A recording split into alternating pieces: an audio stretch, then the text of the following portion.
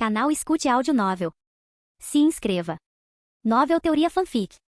Naruto, a lenda de Wagakure. Capítulo 31. O comportamento estranho e intermitente de Ishiro não surpreendia mais ninguém que tinha sido seu colega de classe por 4 anos. Eles apenas reviravam os olhos e o ignoravam. Mizuhara, que também conhecia bem Ishiro, já havia aceitado sua criatividade excêntrica há muito tempo, quando Ishiro desenvolvia novas ideias de selamento. Quanto a Kitsushi, isso lhe dava uma impressão mais abrangente e aprofundada de Ishiro. Ikura queria perguntar a Ishiro sobre seu treinamento de ninjutsu, mas Ishiro o evitou deliberadamente e foi conversar com as duas garotas, deixando Ikura em uma situação incômoda. Shoulyara também estava sozinho, de mau humor, sem vontade de conversar. Tanaka queria falar com Ikura, mas não conseguia encontrar coragem. Ishiro só conseguia olhar, frustrado. Percebendo que a conversa estava morrendo, Ishiro se virou para Ikura e disse: Ikura, você também fez um teste com seu sensei Jounin? Sim. Nós 3 lutamos contra o Mizuhara Sensei e perdemos. Como vocês se saíram? Nós também perdemos. Meu ninjutsu não se compara ao seu, então eu basicamente arrastei a Tanaka para baixo. Se vocês dois estivessem no mesmo time, o ninjutsu de vocês mais a agilidade dela poderiam te ajudar a resistir a Sensei por um tempo.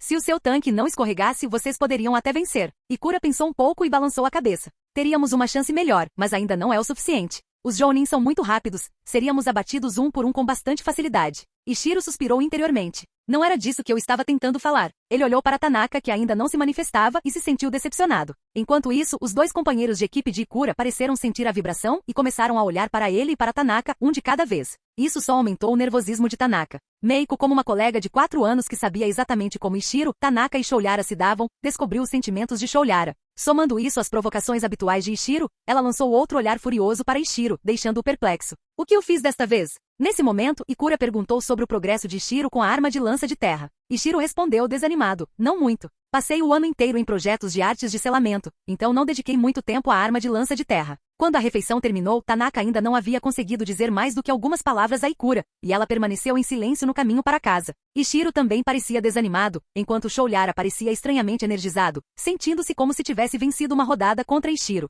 Caminhando atrás deles, Ketsushi deu um tapinha na cabeça de Ishiro e Shoulyara e disse: certo, vão descansar um pouco esta noite. Amanhã de manhã, logo cedo, me encontrem no salão da missão. Aceitaremos uma missão juntos. Isso chamou a atenção do trio. Tanaka e Ishiro se animaram um pouco. Ishiro perguntou, animado: Kitsushi-sensei, qual o nível da missão que iremos assumir? Kitsushi sorriu. Vocês se saíram bem hoje, então, a partir de amanhã, vamos direto para as missões de nível C. Uau! Ishiro estava emocionado. Eles finalmente embarcariam em missões de verdade. Durante 4 anos ele se preparara sem parar, mas sempre com o objetivo final de cruzar os portões da vila. Embora Ishiro tivesse agido como um recluso, isso era apenas para garantir sua sobrevivência após sua partida. Ele temia o perigoso mundo ninja, mas também ansiava por explorá-lo. Com o filho do Tsuchikage como seu sensei, Ishiro se sentia muito mais seguro. Seu desejo de ver o mundo exterior superava seus medos. Na manhã seguinte, Ishiro chegou ao salão de missões com o equipamento completo. Dado o grande número de ninjas na vila, nem todas as missões podiam ser atribuídas pessoalmente pelo Kage. As missões de Rank D e C geralmente eram atribuídas por funcionários do salão de missões. Até mesmo uma grande parte das missões de Rank B, como patrulhas de rotina, trabalho de guarnição ou tarefas complexas, mas de baixo risco, eram distribuídas ali. Se o Kage tivesse que lidar com todas as missões, a carga de trabalho seria impossível. Além disso, como entidade militar, a vila reconheceu que grandes departamentos ou comandantes de linha de frente também tinham autoridade para atribuir tarefas de nível superior, especialmente em tempos de guerra. Ishiro imaginou que na história canônica, o time 7 de Kakashi só tinha a supervisão direta do Hokage porque era especial. Outros esquadrões provavelmente tinham que receber suas tarefas de um centro de missão como este. Como Ishiro e os outros do time 5 eram recém-formados, com apenas membros recém-gerados, a classificação de missão mais alta que eles podiam assumir era a classificação C. Ishiro folheou avidamente as postagens da missão, enquanto Kitsushi permanecia em silêncio, deixando-os aproveitar a novidade. Como esperado, Ishiro, Tanaka e Shoulyara não ficariam satisfeitos até que tivessem analisado todas as possibilidades. De fato, levou quase meia hora de debate, especialmente argumentos entre Ishiro e Shoulyara, antes que Tanaka interviesse, e eles chegaram a um consenso sobre uma missão de escolta de classificação C. Como a guerra tinha acabado de terminar e a vila havia sofrido pesadas perdas, o mercado de trabalho era enorme, havia muitas missões em aberto, incluindo solicitações antigas que se acumulavam. Eles podiam ser exigentes. Escolheram uma missão de escolta que consideraram um pouco mais desafiadora, com alguma chance de combate, mas não muito demorada. A descrição: eles precisavam viajar para uma cidade próxima a Iwagakure, encontrar o cliente e escoltá-lo até a capital do país da Terra em 7 dias para que ele pudesse comparecer a uma importante cerimônia oficial. Para os padrões de um ninja, viajar da vila até aquela cidade não levaria muito tempo. Até Ishiro, o mais lento, conseguiria fazê-lo em meia hora em velocidade máxima. Mas o mundo ninja era perigoso, a menos que fosse absolutamente necessário. Os ninjas evitavam correr a toda velocidade, eles tinham que ficar atentos a armadilhas. É por isso que feitos de velocidade no anime ou mangá geralmente só acontecem em situações de emergência ou perseguição. Como na história original, onde Kakashi notou uma poça fora do lugar, tal vigilância é típica. Se as circunstâncias tivessem sido um pouco diferentes, os irmãos demônios poderiam ter causado mais baixas. Assim, o grupo de Ishiro viajou em ritmo moderado, mantendo-se alerta. Kitsushi correu ao lado deles, recitando diversos conhecimentos do mundo ninja, alguns do currículo da academia, outros de suas experiências pessoais. Embora mais lentos pelo ritmo de Ishiro, chegaram à cidade em cerca de 1 hora. Dentro da cidade, Kitsushi ficou mais sério. Na natureza, os perigos eram mais fáceis de detectar, e sua força Jounin o deixava confiante para proteger 3 novatos. Em um ambiente urbano movimentado, era diferente. Se um inimigo tentasse algo no meio da multidão, a detecção era mais difícil. E com genins frescos, Kitsushi poderia não salvá-los a tempo se um inimigo habilidoso os emboscasse. Assim, desde o momento em que entraram na cidade, os olhos de Kitsushi não pararam de examinar os arredores, prontos para reagir a qualquer momento. Os observadores ficaram inquietos e mantiveram os 4 afastados. Ninjas constantemente em guarda eram intimidantes. Claro, isso era normal na vida de um shinobi, sempre em alerta. Civis desinformados os achavam frios e indiferentes, alimentando assim a ideia de que os ninjas eram misteriosos e inacessíveis. Ishiro, da mesma forma, manteve-se vigilante. Shinobi eram conhecidos por seu ataque poderoso, mas baixa resistência. Ele não era exceção. Se um Chunin lançasse um ataque furtivo, provavelmente morreria sem recurso. Sua melhor defesa era a atenção, na esperança de perceber uma ameaça logo no início. Tanaka e Shoulyara também não eram tolos. Em uma formação de infiltração padrão, Kitsushi liderava na frente, Shoulyara na retaguarda, Ishiro e Tanaka estavam no meio de cada lado. Exatamente como Kitsushi havia designado durante a jornada. Eles se moviam lentamente pelas ruas em um quadrado de proteção, sem baixar a guarda até chegarem ao local designado e encontrarem o cliente. O cliente era um funcionário local da cidade. Lidar com shinobi era rotina para ele, então não se importava com a cautela deles. Na verdade, vê-los tão profissionais o tranquilizou. Depois de verificar a papelada da missão, ele se preparou para partir para a capital. A caminho da capital, Ishiro soube pela comitiva do cliente que o oficial não esperava um assassinato nem nada. Eles simplesmente temiam viajar desprotegidos em uma terra ainda em estado de choque pela guerra. Então, ele contratou ninjas. De 6 meses a 1 ano após uma guerra, o mundo ninja estava em seu momento mais caótico. Cada vila havia perdido uma parcela considerável de seu shinobi, então havia menos ninjas para manter a ordem. Ninjas rebeldes ou novos ninjas desaparecidos, impulsionados pelo colapso da guerra, vagavam por ali. Esses foras da lei, desesperados e cautelosos, podiam atacar qualquer ameaça percebida ou fazer algo drástico, como atacar autoridades locais ou ferir civis. Por isso, missões de escolta surgiram em abundância nesse clima instável do pós-guerra, pois viajantes ou autoridades mais ricos queriam proteção extra. Enquanto o cliente naturalmente esperava que a viagem corresse bem, o trio de Ishiro secretamente ansiava por um incidente real que testasse suas habilidades e provasse seu valor, mas não tiveram a mesma sorte. Depois de 5 dias, chegaram em segurança à capital, sem complicações. Nem mesmo uma pequena altercação deu a Ishiro, Tanaka ou Shoulyara a chance de brilhar. No caminho de volta, os 3 genins recém-formados ficaram um tanto decepcionados. Kitsushi, tendo realizado tais tarefas dezenas de vezes, não ficou surpreso. Se cada missão se tornasse dramática, os ninjas não durariam muito. Capítulo 32. Kitsushi não ofereceu nenhum consolo à equipe de Ishiro. Esse tipo de coisa é algo a que você se acostuma depois de um tempo. Ele próprio já havia passado pela mesma experiência. Como shinobi, você precisa suportar períodos de tédio nas missões e continuar se aprimorando dia após dia. Ainda assim, o mundo ninja nem sempre segue os desejos de alguém. Embora tivessem viajado em segurança durante a missão, algo inesperado aconteceu no caminho de volta. Ao retornarem, Kitsushi, correndo à frente do time 5, foi, sem surpresa, o primeiro a notar algo estranho. Ele descobriu sinais de outro grupo nas proximidades por onde estavam passando. Quando Kitsushi pediu uma parada, Ishiro e os outros 2 rapidamente se concentraram no jogo, ficando tensos e assumindo uma formação de batalha ao lado de Kitsushi enquanto começavam a procurar por pistas. Pouco tempo depois, os 3 estudantes, seguindo a orientação de Kitsushi, começaram a juntar as peças da situação. Shoulyara falou primeiro. Pelos rastros daqui, parece que há 2 grupos, um na frente, o outro em perseguição, ambos indo para o leste. Provavelmente uma perseguição. Tanaka concordou com a cabeça. Sim, nenhum dos grupos é grande. O primeiro grupo tem 4 pessoas, 3 delas crianças, provavelmente uma equipe muito parecida com a nossa. O segundo grupo tem 3 pessoas, todas adultas. Kitsushi permaneceu em silêncio, voltando seu olhar para Ishiro. Ishiro raciocinou. Pelo comprimento e peso da passada, parece que o adulto do primeiro grupo está ferido. Seus passos são irregulares e o espaçamento é inconsistente. Enquanto isso, as 3 pegadas do segundo grupo não mudaram, então aposto que são os perseguidores. Entre esses 3, 2 têm passos leves, provavelmente do tipo taijutsu, e o que tem os pés mais pesados provavelmente é voltado para o ninjutsu, assim como eu. Como estamos no coração da Terra, se houver um adulto liderando 3 crianças, provavelmente é um esquadrão da nossa própria aldeia. Meu palpite é que eles foram emboscados. Kitsushi assentiu. Excelente análise. Concorda com a minha. Além disso, esses 3 perseguidores são provavelmente Chunin, na melhor das hipóteses. Se algum fosse Jounin, seus passos seriam ainda mais leves. Ishiro concordou. Sim, se houvesse um Jounin entre eles, aqueles 3 garotos não teriam chance. Ninguém se surpreendeu com o desempenho de Ishiro. Eles sempre foram melhor em habilidades teóricas, e esses detalhes reforçavam seus pontos fortes. Vendo que o grupo havia compreendido a situação, Kitsushi disse, agora precisamos decidir se vamos ajudá-los. Shoulyara deixou escapar, se forem companheiros em apuros, é claro que ajudamos. Tanaka acrescentou, exatamente. Além disso, com você aqui, Kitsushi-sensei, temos uma vantagem sobre 3 Chunin. Vamos lá. Ishiro interrompeu. Concordo, este é o nosso território, então as chances de um acidente são menores. Mesmo assim, para garantir, devemos deixar uma placa caso precisemos de mais reforços. Kitsushi assentiu. Parece bom. Ishiro, deixe um sinal. Vamos em formação de combate. Vamos. Ishiro marcou uma pedra proeminente com o emblema do protetor de testa Iva, seguido por uma flecha apontando para o leste. Os 4 então dispararam para o leste em um grupo compacto. Viajaram em silêncio a maior parte do tempo. Para o trio de Ishiro, este seria o primeiro confronto real, então estavam ambos ansiosos e ansiosos. Kitsushi, por sua vez, estava vigilante e confiava em suas próprias proezas, mas se preocupava em proteger seu esquadrão de novatos. Seguindo as pegadas, eles logo ouviram explosões, provavelmente de etiquetas explosivas. Eles não diminuíram a velocidade. Em vez disso, correram em direção à fonte das explosões. A terra da terra tinha bastante terreno aberto. Ao se aproximarem da zona de combate, a viram claramente, uma área rochosa repleta de penhascos e pedras. Do lado de fora daquele campo de escombros, estavam 3 shinobi adultos, aparentemente no meio de um ataque. O grupo de perseguição desmontava cuidadosamente as armadilhas.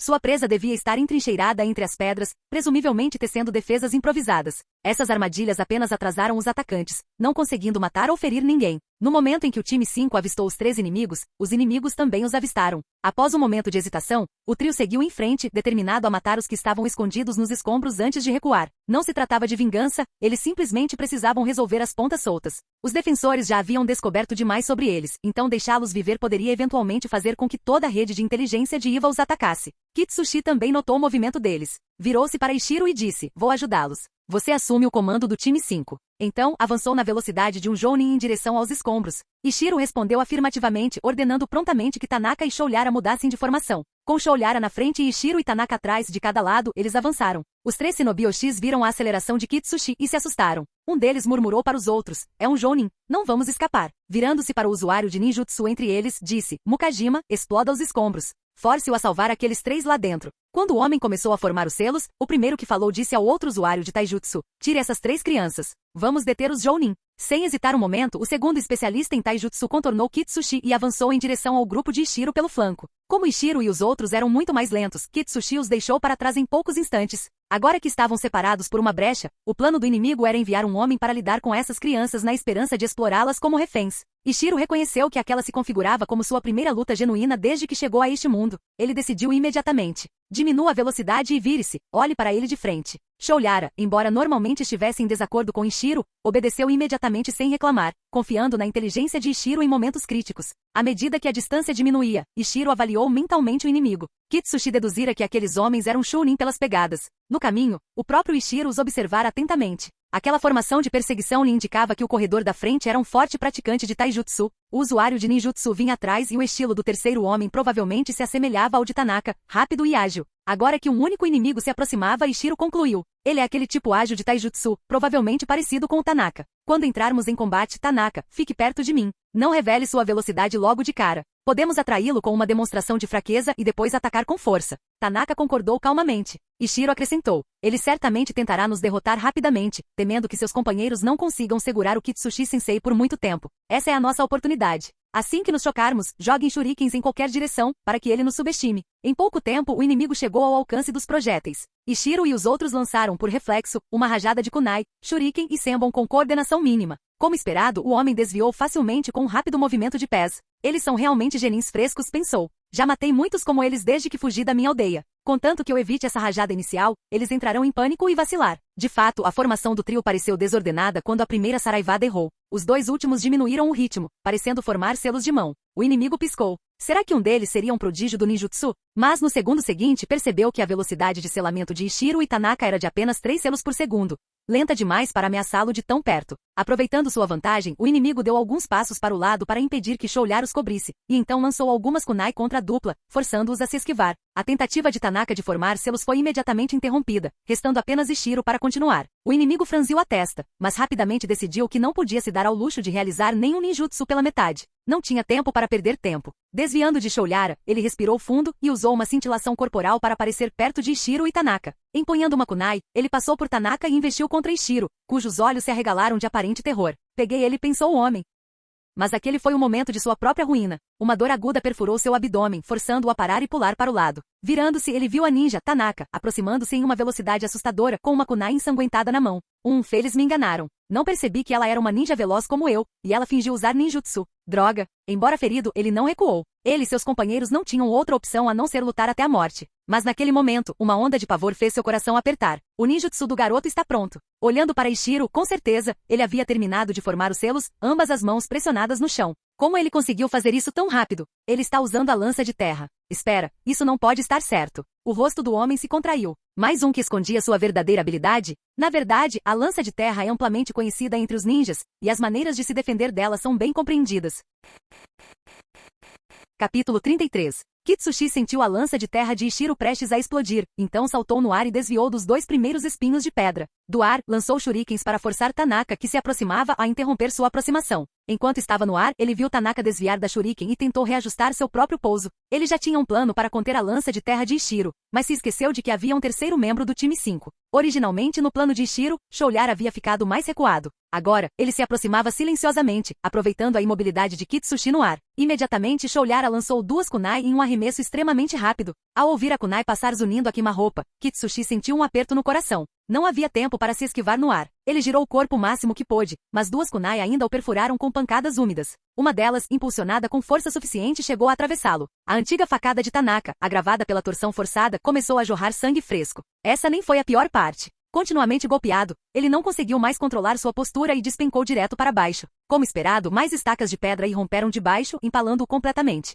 Ao vê-lo morrer, a equipe 5 não baixou a guarda. Aguardaram alguns segundos para confirmar que o corpo não se movia. Então Choulyar se aproximou, ergueu sua arma e decapitou o inimigo com um único golpe. Sem hesitar, Ishiro se aproximou e escondeu a cabeça decepada em um saco de pano. Os 3 então formaram uma formação de combate e correram para ajudar Kitsushi. Na verdade, Kitsushi não precisava de ajuda. Como um jounin de uma das grandes nações, despachar 2 chunin estava ao seu alcance. No entanto, os 2 inimigos continuavam ameaçando civis escondidos na zona rochosa. Em um momento atacavam Kitsushi, no outro, desferiam ataques direcionados aos escombros de pedra, forçando Kitsushi a proteger as pessoas lá dentro, o que dividia seu foco. Então Ishiro e os outros chegaram antes que Kitsushi pudesse acabar com eles. Ao avistarem os novatos se aproximando, em vez de seu aliado, a dupla restante de Nukenin percebeu que suas esperanças haviam sido frustradas. Soltaram um rugido desesperado e lançaram um ataque final. O usuário de taijutsu sacou um explosivo e o acendeu, avançando em direção aos escombros. Ao mesmo tempo, o usuário de ninjutsu percebeu que Kitsushi estava focado em salvar os civis escondidos. Então rapidamente formou selos e lançou um jutsu contra o trio de Ishiro. Ishiro pressentiu o perigo imediatamente. Gritou para que parassem e formou selos o mais rápido que pôde. Assim que uma chuva de balas do dragão da terra caiu, Ishiro bateu as mãos no chão, erguendo com dificuldade uma muralha no estilo da terra a tempo. 2 explosões se seguiram em rápida sucessão, a primeira vinda do explosivo à distância, a segunda, de projéteis inimigos que destruíam a barreira de terra de Ishiro. Quando a poeira baixou, embora a muralha estivesse bastante danificada, ela já havia cumprido sua função. O trio suspirou aliviado. Mantendo total vigilância, eles contornaram a parede para confrontar o inimigo, apenas para ver Kitsushi já parado ao lado dos restos mortais do usuário de ninjutsu. Não houve perda de tempo. Kitsushi fez sinal para que ajudassem a resgatar os civis. Devido aos inúmeros explosivos que haviam detonado antes, o campo rochoso estava em ruínas caóticas. Momentos antes, Kitsushi usará a liberação de terra para proteger os aliados ameaçados, de modo que o local inteiro não desabara completamente. Ishiro e seus amigos correram para resgatar as 4 pessoas que estavam lá dentro. Era um esquadrão de 4. O capitão era um chunin masculino com 3 companheiros de equipe 2 anos mais velhos que o grupo de Ishiro. Era uma célula típica de pós-graduação com talento mediano. Apesar de 2 anos de missões, eles ainda se mantinham em uma força genin de nível inferior, e o líder chunin estava apenas no limite. Ishiro suspeitava que ele só havia avançado devido à experiência e ao fator de aceleração da guerra. Mesmo assim, ele era um camarada, então o time 5 não fez julgamento sobre eles. Ishiro e os outros retiraram os 4 delicadamente das rochas caídas. Kitsushi cuidou dos primeiros socorros. O trio de Ishiro não tinha treinamento em ninjutsu médico. Eles haviam aprendido a teoria em sala de aula, mas não o suficiente para aplicar em uma situação de vida ou morte, então Kitsushi interveio. O capitão Chunin estava gravemente ferido. Ele havia consumido uma quantidade enorme de chakra para dar tempo ao seu esquadrão de recuar, e depois agravou os ferimentos ao fugir até ali. Finalmente, naquela formação de pedra, ele tentou conter 3 Nukenin de nível médio. Agora estava simplesmente sem fôlego. Nem mesmo os primeiros socorros básicos de Kitsushi conseguiram fazer mais do que estabilizá-lo. Ele não estava em condições de ser movido. Eles tiveram que esperar por mais apoio. Quanto aos 3 subordinados mais jovens, nenhum deles havia avançado em ninjutsu além das 3 técnicas básicas, e todos eram especializados em taijutsu. Ishiro se viu refletindo que se não fosse por sua forte energia espiritual, ele poderia ser exatamente como eles, sobrevivendo com pouca habilidade.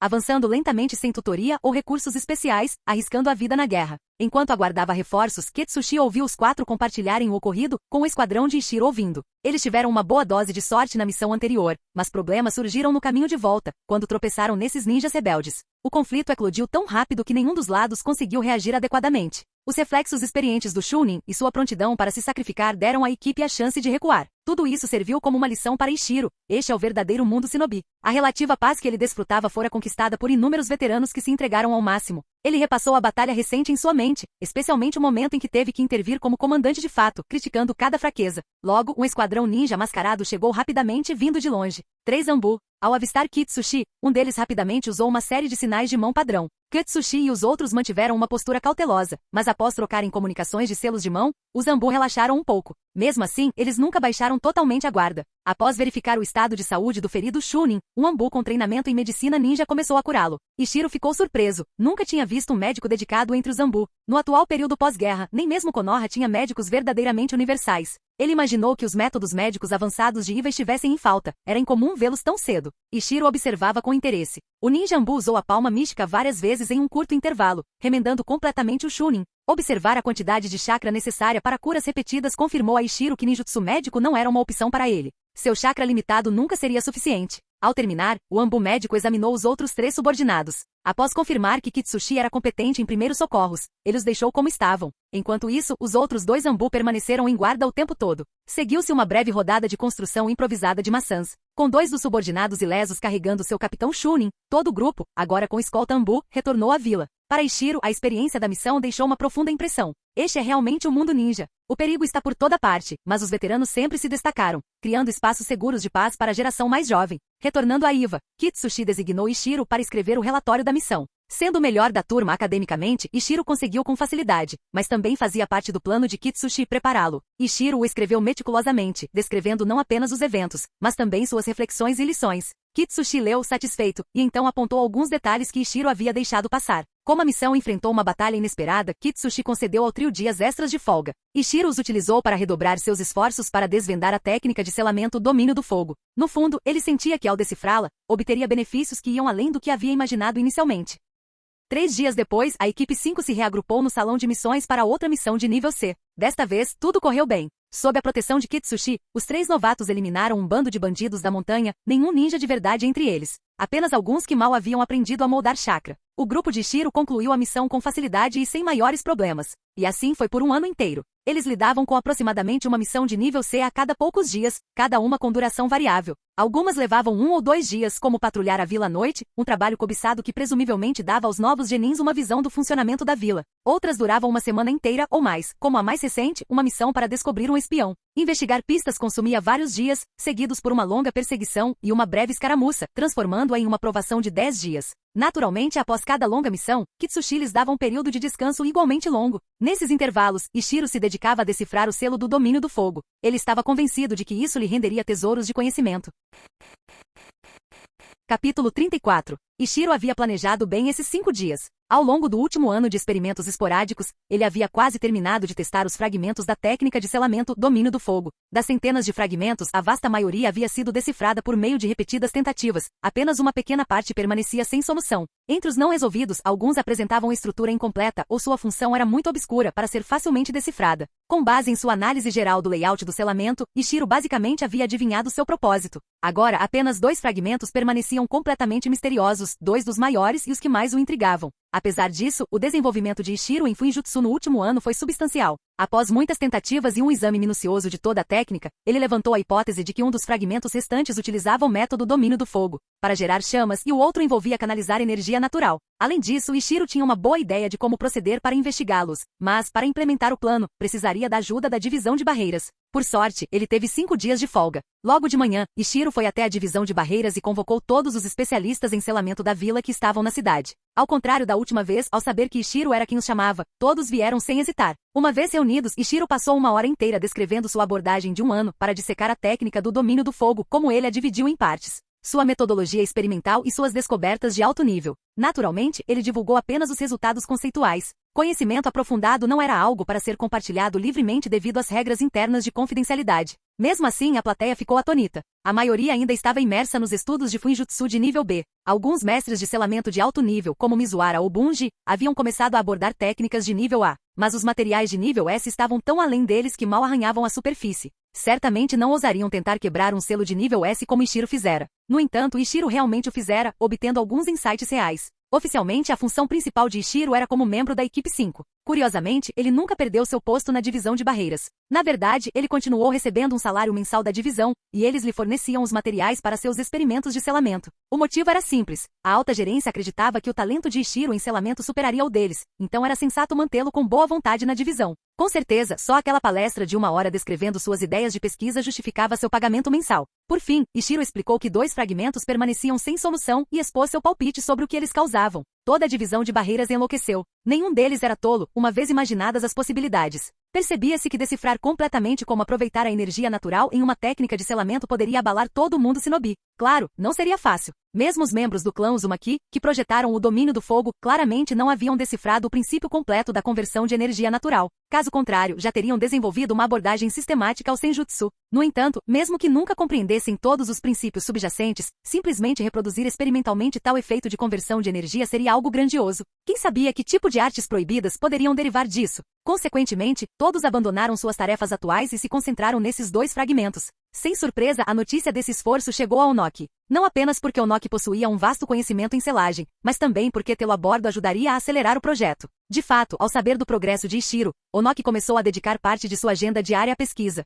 Como uma das maiores figuras do mundo ninja, ele tinha uma perspectiva ampla e oferecia muitas sugestões. O intervalo de 5 dias de Ishiro foi muito curto. A dificuldade de quebrar aqueles 2 fragmentos superou suas expectativas. Mesmo nesse período, a equipe de pesquisa mal passou da fase de projeto conceitual. Eles tiveram muitas reflexões, então tiveram que decidir quais eram viáveis, quais exigiam experimentos longos ou caros, e assim por diante. Decidiram selecionar as rotas mais promissoras para os testes iniciais. Ishiro ainda lucrou tremendamente, mesmo não podendo permanecer no laboratório dia e noite por causa de suas obrigações na equipe 5. Comovido com suas conquistas, Onoki pessoalmente lhe concedeu uma recompensa de missão de nível a 5.000 pontos de contribuição. Essa quantia cumpriu imediatamente a meta de curto prazo de Ishiro. Sem perder tempo, Ishiro imediatamente resgatou seu cobiçado ninjutsu sensorial. Ao contrário dos jutsus voltados para a batalha, as técnicas sensoriais são classificadas como preparação pré-combate, portanto, não exigem alta velocidade de selamento. Em parte, é por isso que são tão caras. Assim que Ishiro as obteve, correu para casa para ler. Após anos estudando intensamente a teoria do ninjutsu e do fuinjutsu,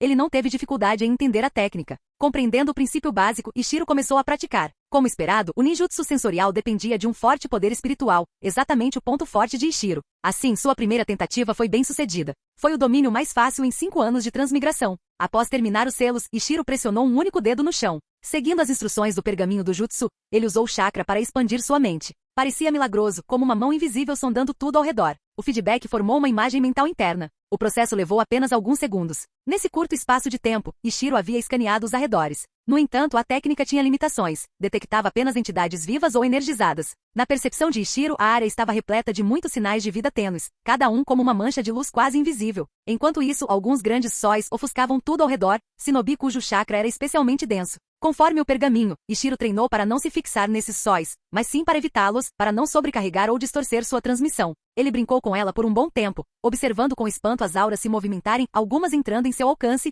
outras partindo. Aparentemente, elas permaneceram alheias à sua detecção. Ele ficou encantado. Vale totalmente a pena os mais de 10.000 pontos, pensou. Como o espírito de Ishiro era tão robusto, ele não se sentiu fatigado mesmo após uma longa sessão. Então cancelou a técnica, saiu e caminhou pela vizinhança, cruzando objetos reais com as imagens mentais obtidas por sua varredura sensorial. Assim, ele determinou o alcance efetivo da técnica. Em pouco tempo ele a dominou completamente, uma habilidade totalmente nova. Ishiro sentiu-se radiante. Mas já era tarde. Ele tinha uma missão amanhã, então encerrou a noite. Na manhã seguinte, a equipe 5 se reuniu novamente. Kitsushi olhou para Ishiro com um toque de divertimento. Claramente, ele ouvirá como Ishiro havia causado alvoroço na divisão de barreiras mais uma vez. Mas ninjas prezavam o sigilo, então ele não investigou mais. Eles prosseguiram como de costume para escolher uma missão. Ishiro, no entanto, informou aos seus 3 companheiros de equipe. Ontem aprendi um ninjutsu sensorial. Meu alcance de detecção é de cerca de 100 metros. Se eu focar em uma direção, ele pode chegar a 300. Vamos escolher uma missão que possa usá-lo. Ele acreditava que compartilhar sua nova habilidade era lógico. Escondê-la poderia causar um deslize na batalha.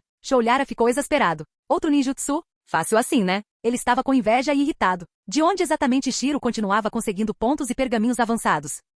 Tanaka da mesma forma admirava isso. Durante as missões deste ano, Shoulyara, como pesado, provou ser o mais útil, enquanto o ninjutsu de Ishiro, embora limitado, frequentemente distraía o inimigo o suficiente para que ele não pudesse liberar todo o seu poder. Tanaka, uma kunoichi baseada em velocidade, basicamente se limitava a pairar, lançando pequenos ataques ameaçadores com sua kunai. Agora Ishiro tinha uma habilidade de detecção, além de tudo, tornando-o ainda mais essencial para a equipe, enquanto ela não achava que suas próprias melhorias tivessem sido tão drásticas. Na verdade, não foi culpa de Tanaka. Ninjas baseados em velocidade eventualmente se tornam aterrorizantes quando ultrapassam seus inimigos por uma ampla margem, mas no início, a vantagem é pequena. Num contra um, você pode imobilizar um inimigo com nenhum dos lados atingindo o outro efetivamente, mas em combate em grupo, esse inimigo pode simplesmente ignorá-lo e se concentrar em seus aliados. Se você estiver enfrentando inimigos genuinamente fortes, eles provavelmente também serão bem rápidos, então sua vantagem em velocidade desaparece. Tanaka estava economizando dinheiro para comprar a técnica de cintilação corporal, na esperança de replicar a abordagem usada por aquele Chunin, apelidado de Takeman, de seu primeiro encontro em missão. Uma cintilação na hora certa permitiu que ele quebrasse o feitiço de Ishiro. Sem o aumento de velocidade oculto de Tanaka, o jutsu de Ishiro teria sido interrompido. Alheio aos pensamentos deles, Ishiro folheou avidamente as publicações da missão. Logo encontraram uma missão baseada em busca. Uma criança local havia desaparecido e a família publicou um pedido de ajuda para recuperá-la. Para ser sincero, naquela época, uma criança desaparecida geralmente significava tragédia. Se acontecesse dentro da vila, a segurança era melhor, e um shinobi errante poderia simplesmente encontrar a criança perdida em algum canto. Mas em uma pequena cidade distante da cidade, quando uma criança desaparecia, as chances eram mínimas. Ishiro hesitou brevemente, mas acabou optando por essa opção pela chance de testar sua técnica de sensor. Seus companheiros de equipe também queriam ver como funcionava. Capítulo 35. Seguindo as pistas da missão, a equipe 5 chegou à cidade onde a missão havia sido emitida. O cliente era um rico comerciante local cujo único filho, um menino de 4 anos chamado Koharu, havia desaparecido. Como o menino era seu único filho, o comerciante estava disposto a pagar um alto preço por uma missão de resgate de nível C. Já haviam se passado 3 dias desde o desaparecimento do menino, e até mesmo o pai tinha pouca esperança. Ishiro e os outros se separaram para coletar informações, então se encontraram em uma das entradas da cidade. Pelo que descobriram, Koharu foi visto pela última vez perto deste mesmo portão. Sendo aquele que insistiu em aceitar a missão, Ishiro se manifestou com determinação, já que Koharu foi visto pela última vez perto desta entrada. É quase certo que ele saiu por aqui. Se ele se perdeu ou se alguém o sequestrou, precisamos seguir esta trilha. Os outros 3 não fizeram objeções, então deixaram a cidade e começaram a procurar ao longo da estrada. Em circunstâncias normais, depois de 3 dias, pegadas são bem difíceis de rastrear. Nenhum deles esperava muito, mas a sorte estava do lado deles, logo encontraram algo. Como o mundo exterior era tão inseguro, as crianças quase nunca viajavam sozinhas, especialmente em um lugar remoto como aquele. Consequentemente, quase todas as pegadas na estrada eram do tamanho de adultos. Raramente se viam pegadas de adolescentes, muito menos de uma criança de 4 anos. No entanto, ali descobriram um aglomerado de pequenas pegadas a alguma distância da cidade. O ânimo da equipe se elevou imediatamente. Nada parecido na nossa entrada e nada mais à frente, então a criança deve ter sido carregada a maior parte do tempo. Essas pegadas provavelmente se formaram quando eles pararam para descansar, supôs Ishiro. Ele circulou a área. Aqui, um adulto estava descansando com Koharu. Observe como as pegadas do adulto são mais profundas indo e vindo, mas superficiais neste ponto. Provavelmente porque ele estava segurando o menino, então o coloque no chão por um momento. Vamos seguir essas pegadas. Tanaka e Shoulyara concordaram, enquanto Kitsushi não se opôs. Com isso, a equipe 5 seguiu as pegadas rapidamente. Tudo o que precisavam fazer era correr um pouco, confirmar que as pegadas ainda estavam na mesma direção e prosseguir. Eles continuaram avançando aos trancos e barrancos, avançando a cada confirmação, até chegarem a uma vila bem distante da cidade. Sem querer correr o risco de cometer erros, permaneceram do lado de fora e seguiram a sugestão de Kitsushi. Ishiro deveria fazer uma varredura com os sensores. Ishiro fez uma pausa, percebendo de fato que tinha aquele as na manga, seu jutsu sensorial recém-adquirido.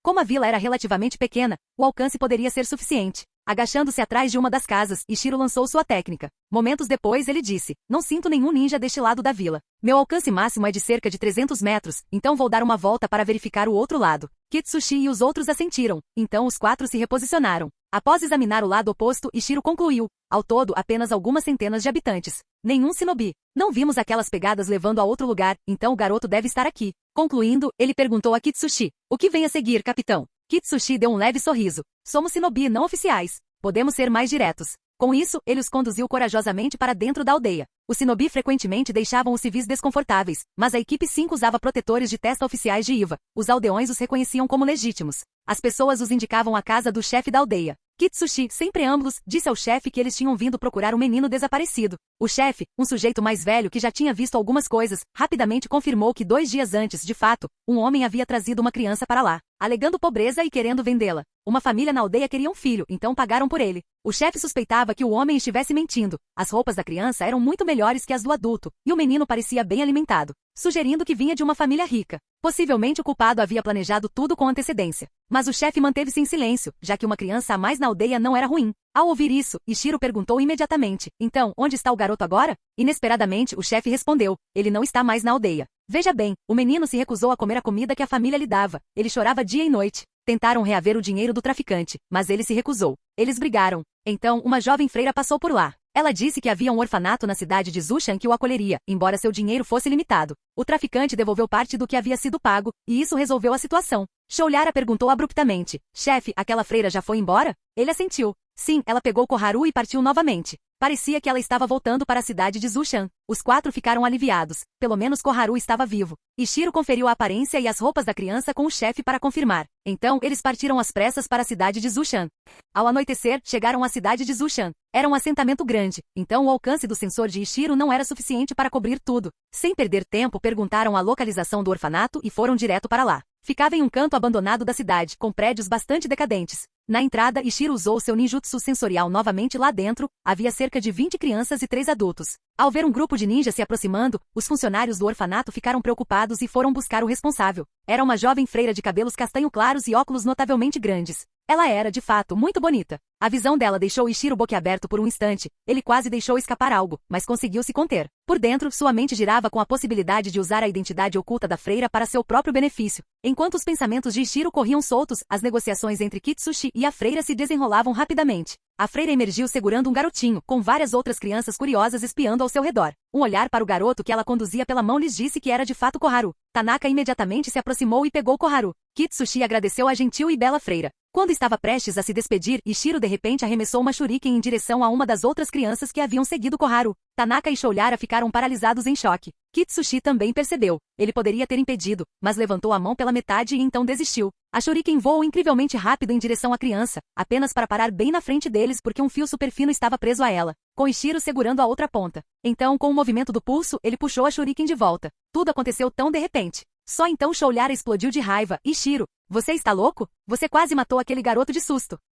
Ichiro o ignorou, lançando um olhar para Kitsushi. De fato, o Jounin não tinha mais aquela aura educada, mas em vez disso, exibia uma expressão grave voltada para a freira. Quando o projétil de Ichiro atingiu a criança, os olhos da freira se fixaram no fio por uma fração de segundo antes de se desviarem rapidamente, sem flutuações de chakra. Sem tensão, aparentemente uma civil comum. Então, tardiamente, ela percebeu o perigo e correu para confortar a criança assustada, adotando a cautela de uma pessoa normal. Mas para uma Jounin como Kitsushi, o tempo de reação daquele momento era um sinal claro de que aquela freira possuía reflexos de combate reais, e havia reconhecido o truque do fio instantaneamente. Seu ato subsequente apenas provou quão perigosa ela poderia ser. Depois que o orfanato entrou em alvoroço, Kitsushi pediu desculpas e levou o trio de Ichiro embora. Uma vez além dos muros do orfanato, com Tanaka segurando Koharu, eles pularam a cerca da cidade. Nesse momento, Kitsushi lançou um olhar seco para Ichiro. Ichiro assentiu. Agachou-se e estendeu sua técnica de detecção. Cerca de 1 minuto depois, Ichiro disse: ela está vindo. De fato, na percepção de Ichiro, a freira que antes havia suprimido sua presença de chakra estava pulando a cerca.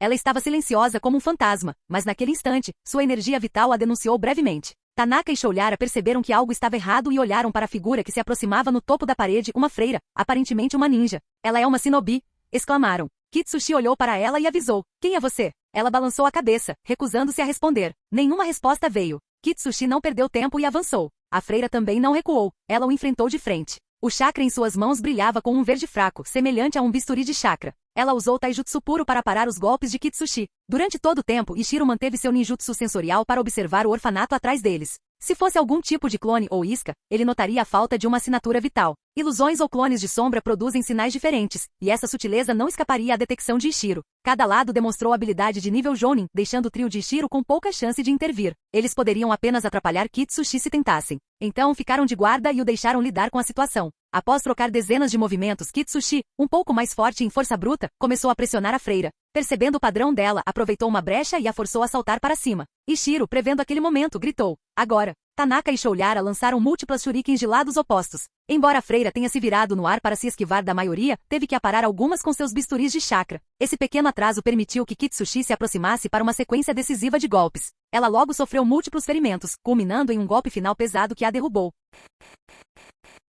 Canal Escute Áudio Novel. Capítulo 36. Ao ver que Nono havia perdido a capacidade de lutar, Kitsushi imediatamente se afastou dela e se juntou a Ishiro e aos outros. Um Jounin à beira da morte poderia desencadear um contra-ataque suicida, possivelmente arrastando o grupo de Ishiro consigo, então Kitsushi se recusou a correr esse risco. Enquanto Kitsushi continuava enfrentando Nono, Ishiro aproveitou a oportunidade para falar. Senhorita Nun, posso saber seu nome? Nono ficou em silêncio. Ishiro tentou novamente. Aqueles eram bisturis de chakra que você usava em combate. Claramente, seu ninjutsu médico é extremamente avançado. Você deve ser um ninja de Konoha, certo? Seria incomum que qualquer outra pessoa enviasse um médico tão habilidoso para fazer trabalho secreto. De fato, o ninja médico mais forte de Iwagakure não conseguia usar a palma mística ofensivamente daquele jeito. Até mesmo o médico Ambu de Iwa que eles tinham visto antes usava ferramentas comuns para assistência. Mesmo assim, Nono não respondeu. Agora mesmo, no orfanato, quando o expusemos, você escolheu não fugir. Então você deve valorizar algo mais do que a sua própria vida, não é? Desta vez, a compostura de Nono visivelmente vacilou. Tanaka e Shoulyara também perceberam. A freira havia retornado para proteger os órfãos.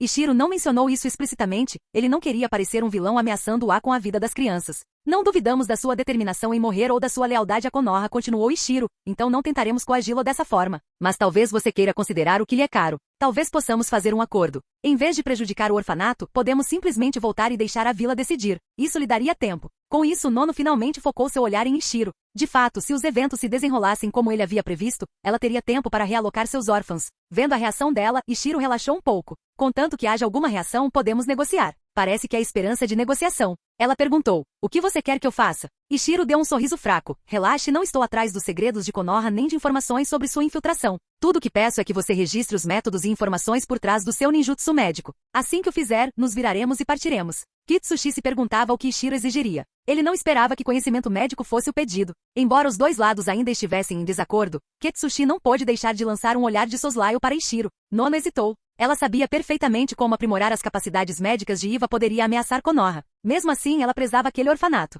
Se Iwa percebesse o quão profundamente aqueles órfãos estavam ligados a um espião de Konoha, aquelas crianças provavelmente não sobreviveriam. Nono pertencia à divisão raiz de Konoha, mas sua devoção aos órfãos era genuína. Certa vez, ela abriu mão de sua carreira como ninja para poder cuidar deles. Depois, voltou a trabalhar como espiã puramente por eles. Era evidente o quanto eles eram importantes para ela. Então, como Ishiro esperava, Nono lutou com seu dilema apenas brevemente antes de se decidir. Mesmo assim, ela não consentiu imediatamente. Primeiro olhou para Kitsushi para ver se ele concordava com as exigências de Ishiro. Quando Kitsushi assentiu, Nono concordou. Ishiro pegou um pergaminho em branco e uma caneta de sua bolsa de ferramentas e os jogou para Nono. Ela os pegou, desenrolou o pergaminho no chão e começou a escrever. A equipe 5 ficou parada, observando. Enquanto isso, Ishiro ainda mantinha seu ninjutsu sensorial, meio olho em Nono e meio olho no orfanato. Se aquela mulher estivesse usando um clone, ele detectaria qualquer discrepância nas assinaturas vivas. Mas nenhum truque apareceu. Nono escreveu exatamente o que Ishiro havia pedido. Quando ela terminou de detalhar seu conhecimento de ninjutsu médico, Nono jogou o pergaminho para Ishiro. Ishiro fez um sinal para Shoulyara que lançou uma kunai.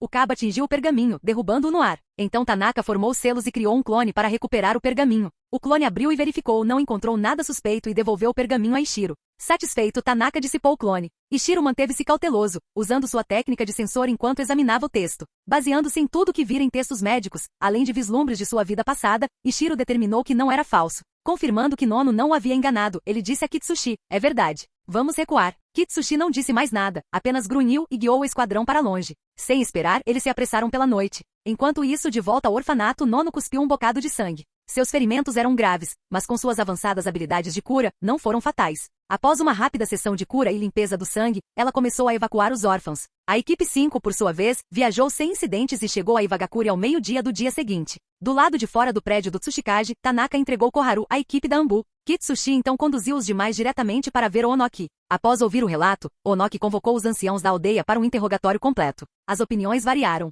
O conselheiro idoso desaprovava a liberdade de um espião, mas a conselheira mais velha, lendo o pergaminho de Nono, ignorou suas preocupações. Ela sentiu que Ishiro havia agido com sabedoria, o conhecimento de ninjutsu médico contido nele elevaria consideravelmente as artes de cura de Iwa. Aceitando a explicação, a liderança declarou as ações da equipe 5 meritórias em geral, classificando-a como uma missão de nível A. Como recompensa, eles concederam 3.000 pontos de contribuição. Em uma missão em grupo, a recompensa base dobra e metade vai apenas para o Sensei Jounin. Portanto, o próprio Kitsushi receberia 3.000 pontos, enquanto Ishiro, Tanaka e Shoulyara dividiriam os outros 3.000. Os 3 genin estavam encantados. Para Shoulyara, era uma questão de orgulho ter um sucesso de nível A registrado. Tanaka, por sua vez, estava emocionado por ganhar 1.000 pontos, o suficiente para finalmente adquirir a técnica de cintilação corporal. Quanto a Ishiro, ele havia gasto quase tudo adquirindo ninjutsu sensorial. Esses 1.000 fizeram respirar mais aliviado. Então Onoki se virou para Ishiro e disse, Ishiro, muito bem. Você descobriu um espião e obteve ninjutsu médico crucial para a vila. Considerando seu histórico, uma missão de rank A, 45 missões de rank C, além da anterior de rank S, mais 2 de rank A e inúmeras missões não combatentes de rank B ou inferiores. Eu por meio deste lhe lanço um desafio para o exame Chunin. Daqui a 3 dias você enfrentará um Chunin designado em combate. Se seu desempenho for satisfatório para o conselho, você será promovido. Ishiro ficou radiante. Ajoelhando-se sobre um joelho, saudou. Sim, Tsuchikage-sama. Os conselheiros trocaram olhares. Nenhum discordou. Quando o time 5 deixou o prédio do Tsuchikage, um ancião olhou para Onoki. Lord Tsuchikage, conceder a Ishiro um posto Chunin é aceitável, considerando suas contribuições e intelecto. Mas ele não é jovem demais? Enviar um garoto de 8 anos como líder Chunin é arriscado, especialmente quando ele não se concentra em combate direto. Isso pode prejudicar seu crescimento. Onoki respondeu. Com suas conquistas em selamento, se ele não estivesse na trilha de combate, já seria um Chunin há muito tempo. Aliás, se ele tivesse chakra para isso, Jounin não estaria fora de questão. Então promovê-lo não é problema. Mas sua idade é, de fato, uma preocupação. Como toda a sua turma foi admitida cedo, forçá-lo a liderar um esquadrão tão cedo não lhe faz nenhum favor. Então, vamos mantê-lo no time 5 por mais alguns anos. Quando ele amadurecer, poderemos atribuir-lhe subordinados. Os outros conselheiros concordaram com a cabeça. Do lado de fora do prédio do Tsuchikage, Kitsushi, Shoulyara e Ishiro foram para um campo de treinamento, enquanto Tanaka foi trocar seus pontos recém-conquistados pela técnica de cintilação corporal. No campo de treinamento, Kitsushi disse, Ishiro, em 3 dias você enfrentará seu teste Chunin. O combate é seu ponto fraco, então vou lhe dar um treinamento especial agora mesmo. Ishiro assentiu. De fato, após um ano de missões, sua habilidade de liderança havia se desenvolvido, em grande parte porque Kitsushi a cultivava deliberadamente. No entanto, seu combate individual não progredira tão rapidamente, já que a maioria das lutas dependia da sinergia com Shoulyara e Tanaka. Sem eles acompanhando seu início no ninjutsu, seu jutsu frequentemente não dava certo. No entanto, a força básica de Ishiro havia melhorado. Ele havia envelhecido, e isso por si só aumentou seu físico e energia mental. Durante as missões ele usava pesos o tempo todo, aumentando-os gradualmente de 5 para 15 quilos. O ganho de resistência resultante levou a um aumento significativo no chakra total. Seu desenvolvimento mental também aumentou o controle de chakra. Sua capacidade bruta de chakra havia aumentado de 11C para 42C. Maior controle significava uma condução mais rápida do ninjutsu. À medida que sua técnica avançava, o número de selos de mão necessários para cada jutsu diminuía, e sua velocidade com selos de mão aumentava. No momento, sua página de status parecia algo assim. Nome, Ishiro. Idade, 8. Classificação, Genin. Chakra, 42C, 10D igual 1C sem C igual 1B. Domine técnicas de rank D. Item substituição, com registros preparados 2 selos, 4 selos por segundo, 0,3D. Item substituição, sem registros preparados 2 selos, 4 selos por segundo, 0,3D. Item técnica de clone, 3 selos, 3,1 selos por segundo, 0,5D. Item transformação, 3 selos, 3,1 selos por segundo, 0,5D. Ninjutsu de nível C. Item parede estilo terra, 10 selos, 3,1 selos por segundo, 1,0C. Item rosca de água, 12 selos, 2,7 selos por segundo, 0,8C. Item lança de terra, 12 selos, 2,3 selos por segundo, 2,1C. Ninjutsu sensorial, rank C. Fuinjutsu, ocultação de chakra de nível B. Capítulo 37. Ishiro e Shoulyara seguiram Kitsushi até o campo de treinamento. Assim que chegaram, Kitsushi disse, Ishiro, em 3 dias você fará o exame Chunin. Durante esses 3 dias, o time 5 não realizará nenhuma missão. Vamos nos concentrar em treinamento especializado para você. Priorizaremos o Taijutsu, então tire os pesos. Você precisa dar o seu melhor. O coração de Ishiro disparou. Embora Kitsushi já liderasse o time 5 por um ano, ele não havia ensinado muitas habilidades de combate ao trio. Em vez disso, ele estava basicamente moldando Ishiro para que se tornasse um líder de campo competente. Agora, graças ao próximo desafio Chunin, Ishiro finalmente teve a chance de receber orientação de combate real de Kitsushi. Primeiro, acrescentou Kitsushi, vamos fazer você treinar com Shoulyara. Mas desta vez, você não pode depender apenas da evasão, às vezes, precisa enfrentá-lo de frente. Ishiro assentiu. Tirou o equipamento pesado e encarou o ansioso Shoulyara. Embora os dois gostassem de brigar, não duelavam formalmente desde os tempos da academia. Ambos estavam curiosos para ver até onde cada um havia chegado. Após formar o selo de confronto, Ishiro e Shoulyara avançaram um contra o outro. Shoulyara sacou uma kunai. Ishiro sacou uma espada curta. Sem os pesos, Ishiro se movia um pouco mais rápido que Shoulyara, que ainda usava alguns pesos nos pulsos. Além disso, a lâmina de Ishiro era um pouco mais longa. Mas a diferença na técnica de taijutsu era enorme. Shoulyara superava Ishiro em habilidade. Inicialmente, eles trocaram alguns golpes, mas Ishiro logo foi imobilizado sob pressão implacável. A queima-roupa, ele não teve chance de formar selos de mão, e Shoulyara o derrotou rapidamente. Kitsushi assentiu. Entendido. Ishiro, com sua base atual de taijutsu, se um Chunin se aproximar, você não terá como resistir. Você precisará passar a maior parte do nosso treinamento focado em lidar com um usuário forte de taijutsu que ultrapasse seu alcance. Além disso, você não tem um método para tomar a iniciativa. Como ninjutsu, precisa de uma ferramenta para ganhar tempo para sua técnica. Caso contrário, nunca usará seu jutsu em uma luta real, e você já conhece vários jutsus, então precisa elaborar uma abordagem coesa para combiná-los em combate. Vou te ensinar soluções para os 2 primeiros problemas, continuou Kitsushi. Mas para o último, você terá que descobrir sozinho. Ishiro concordou. Nas horas seguintes, Kitsushi explicou como lidar com ameaças de curta distância e pediu a Shoulyara que ajudasse Ishiro a praticar.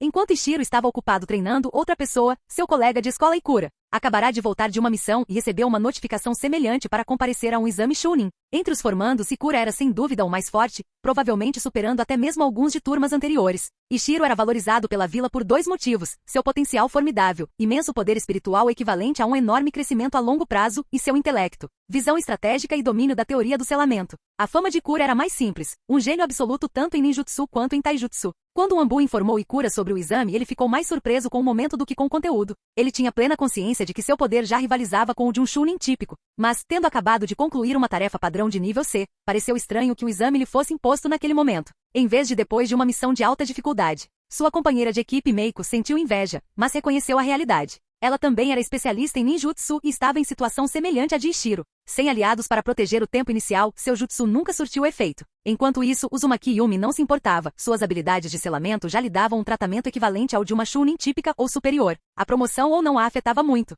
No segundo dia de treinamento especial de Ishiro, enquanto recuperava o fôlego, ele perguntou a Kitsushi: Capitão Kitsushi, com quem vou lutar no exame Chunin? Como é o ninja? Tanaka, ocupado praticando cintilação corporal, e Shoulyara, que também estava fazendo uma pausa, lançaram olhares irônicos para Ishiro. Obviamente, ele estava em busca de informações privilegiadas. Kitsushi riu baixinho. Imaginei que você fosse perguntar. Eu verifiquei. Se não tivesse perguntado, eu não teria contado. Mas reunir informações é crucial para o sucesso de um ninja, então vou te contar. A vila selecionou 2 possíveis Chunin, Kemoto ou Nagao. Kemoto já era um Chunin antes da Segunda Guerra. Cruzei com ele uma vez. Muito cauteloso, especialista em taijutsu, além de uma liberação de terra, muralha estilo terra. Quanto a Nagao, estou menos familiarizado. Ouvi dizer que ele é bom tanto em ninjutsu quanto em taijutsu, além de ser um Chunin mais velho. Ishiro assentiu pensativo e não insistiu. Vendo isso, Kitsushi disse: certo, chega de descanso. De volta ao treinamento. Ishiro fez uma careta, mas não discutiu, ficando de pé e retomando o treino com Shoulyara. Comparado a antes, Ishiro resistiu mais desta vez. Primeiro, ele conseguiu suportar a enxurrada de ataques rápidos de Shoulyara. Depois, encontrou um momento para contra-atacar. No entanto, Shoulyara, já acostumado ao estilo de Ishiro, não permitiu que nenhum jutsu se formasse. A tentativa de ataque de Ishiro revelou uma brecha, e Shoulyara a usou para derrotá-lo novamente. Trocando de parceiros, Ishiro enfrentou Tanaka. Mas todo seu estilo de luta era completamente diferente do de Shoulyara. A velocidade de Tanaka superava completamente a de Ishiro, especialmente agora que ela havia começado a praticar a cintilação corporal. Todos os projéteis de Ishiro erraram, e embora ele tenha encontrado uma brecha para tentar um jutsu, a vigilância de Tanaka permitiu que ela se esquivasse facilmente. Percebendo que ainda não conseguiria desferir um golpe decisivo, Ishiro cedeu. 3 dias de treinamento tão intenso passaram voando. Ao contrário de um protagonista com um destino especial, Ishiro não descobriu um novo jutsu secreto nem assinou um contrato de invocação. Ele apenas melhorou em combate corpo a corpo.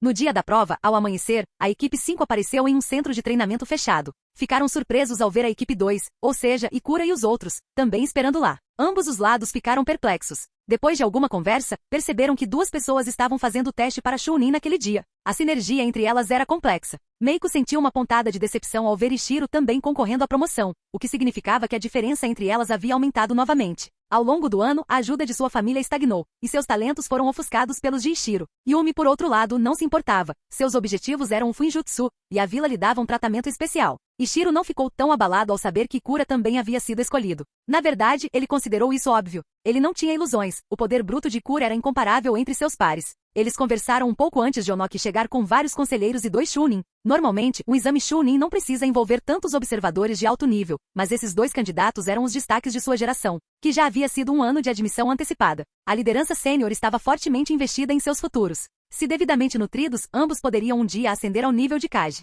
O campo de testes era vasto. Por razões que só eles conheciam, o alto comando decidiu que Ishiro e Ikura lutariam cada um contra um Chunin, lado a lado. Talvez quisessem atiçar o espírito competitivo. Ishiro deu de ombros, não tinha ilusões de igualar a destreza de Ikura. Ele apenas daria o seu melhor. Quando um conselheiro mais velho declarou o exame aberto, Ishiro parou de prestar atenção em Ikura e se concentrou em seu próprio adversário, Kemoto. Imediatamente, Ishiro formou selos para um jutsu. Mas, diferentemente do normal, ele escondeu as mãos dentro de mangas especialmente grandes. Ele pegou essa tática emprestada da infiltração de Uchiha Itachi em Konoha, escondendo selos de mão da visão do inimigo. Kemoto, que havia estudado os dados de Ishiro, não ficou chocado. Sabia que Ishiro era um especialista em ninjutsu e imaginou que ele começaria com um jutsu. Kemoto imediatamente lançou uma rajada de shuriken enquanto corria em direção a Ishiro, recusando-se a deixá-lo lançar de graça. Mas Ishiro também previu que Kemoto não ficaria parado. Assim que Ishiro começou a formar selos, ele ficou de olho nos movimentos de Kemoto. De fato, a primeira onda de shurikens não o atrasou. Ishiro se esquivou facilmente, recuando o tempo todo para manter a distância. No entanto, a velocidade de Kemoto superava em muito a de Ishiro, quase no mesmo nível de Tanaka, especialista em agilidade. Ishiro percebeu que seria pego em segundos, então acelerou seus selos de mão.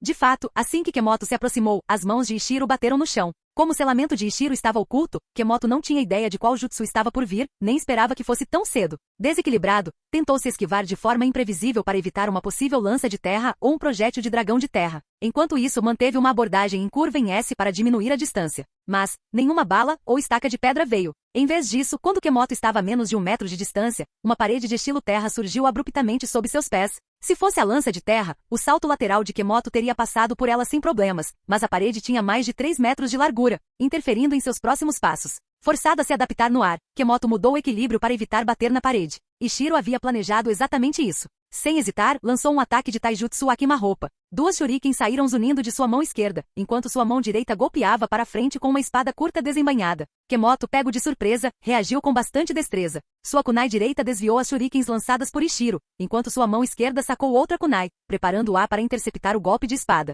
A lâmina de Ishiro bateu na kunai sem causar dano, mas Kemoto aproveitou o impulso do golpe para se lançar para trás, aumentando a distância novamente. Capítulo 38. Kemoto foi arremessado para o alto pelo golpe de Ishiro. Enquanto estava no ar, ajustou sua postura e pousou firmemente sobre os 2 pés, pronto para repelir qualquer ataque de Ishiro. Ele estava confiante. Se Ishiro pressionasse o ataque, esta seria sua chance de virar o jogo. Mas ao pousar, Kemoto não encontrou nenhum vestígio de Ishiro. Ao seu redor, erguia-se apenas aquela solitária muralha de terra. Examinando a área com cautela e sem ver mais ninguém, ele fixou o olhar na parede. Sem dúvida, Ishiro estava escondido atrás dela. Quanto ao que ele estava fazendo, era fácil adivinhar que estava fazendo mais selos de mão. Descuidado, pensou Kemoto, praguejando silenciosamente. Ele presumira que Ishiro queria uma vitória rápida com ninjutsu. Talvez uma ofensiva pesada para assumir o controle. Quem diria que o jutsu de Ishiro era apenas o muro estilo terra, usado como finta para interromper o ritmo de Kemoto, seguido por um ataque repentino a queima-roupa. Depois que Kemoto concluiu que Ishiro pretendia usar seu taijutsu mais fraco para pegá-lo desprevenido, Ishiro escapuliu novamente para lançar ninjutsu. Agora Kemoto havia desperdiçado a chance de interromper. Não lhe restava outra opção a não ser se preparar para a próxima técnica de Ishiro. Percebeu que não podia menosprezar aquele garoto. Mesmo assim, que jutsu é esse desta vez? Ponderou Kemoto. De acordo com as informações, o pirralho tem 2 movimentos ofensivos principais, lança de terra e uma certa liberação de água. Provavelmente lança de terra. É assim que você pode efetivamente forçar um inimigo a recuar se ele estiver muito perto. Nesse caso, eu não vou chegar perto dele. Com certeza, de trás da parede de terra, Ishiro saiu e bateu as 2 palmas no chão. Kemoto imediatamente sentiu tremores sob seus pés. Sem hesitar, ele usou uma série de saltos rápidos para evitar as lanças de terra que irrompiam de baixo. Ao todo, ele desviou de mais de 1 dúzia de estacas de pedra consecutivas. Cada vez que aterrissava, outra estaca irrompia. Somente após várias manobras frenéticas, terminando aproximadamente 2 vezes mais longe de Ishiro do que antes, Kemoto evitou o golpe final. Ufa! Ele enxugou o suor frio. Nunca imaginei que a lança de terra de uma criança de 8 anos fosse controlada com tanta precisão. Dê a um usuário de ninjutsu espaço suficiente para se posicionar, e ele será realmente um incômodo para lutar. Ele olhou para Ishiro para ver se o garoto continuaria atacando. Percebendo que Ishiro avançava com mais selos de mão, o rosto de Kemoto ficou tenso. Droga, não posso deixar que ele continue controlando o ritmo. Mas ainda cauteloso, ele não avançou às cegas. De repente, os selos de Ishiro assumiram uma forma que Kemoto reconheceu. Serpente, carneiro, macaco, javali, cavalo, tigre. Essa era a sequência padrão para a liberação de fogo. Técnica da grande bola de fogo. Impossível. O pirralho só tem 8 anos e já está empunhando um terceiro elemento? Liberação de fogo em cima de terra e água? Apesar de não acreditar, Kemoto reagiu por instinto. Formou selos para um jutsu defensivo com o qual Ishiro estava bem familiarizado, a muralha do estilo da terra. Então Kemoto agachou-se atrás de sua nova parede, esperando que uma bola de fogo gigante o atingisse. Momentos se passaram, mas nenhuma explosão de chama se seguiu. Kemoto percebeu imediatamente o truque. Aquele pirralho astuto. Ele nem conhece a grande bola de fogo. Não é à toa que ele foi tão chamativo com seus selos de mão desta vez, sem esconder nada. A raiva explodiu. Mais uma vez, Ishiro o havia enganado e tomado a iniciativa. Enquanto isso, Ishiro, vendo a barreira de Kemoto se erguer, achou graça que um pequeno blefe tivesse tais resultados. Percebendo que Kemoto havia desaparecido atrás da parede de terra, Ishiro prontamente teceu novos selos para o ninjutsu sensorial. Beneficiando-se da breve espera de Kemoto, Ishiro conseguiu terminar os sinais de mão mais lentos antes que o inimigo reaparecesse. Mantendo uma palma no chão, Ishiro rapidamente examinou a área. De fato, em sua percepção, uma segunda assinatura de chakra havia aparecido atrás da parede de Kemoto. Ishiro imediatamente distinguiu qual era o corpo real e qual era um clone. Identificando seus vetores de aproximação, Ishiro cessou seu jutsu sensorial e iniciou outro plano de ataque.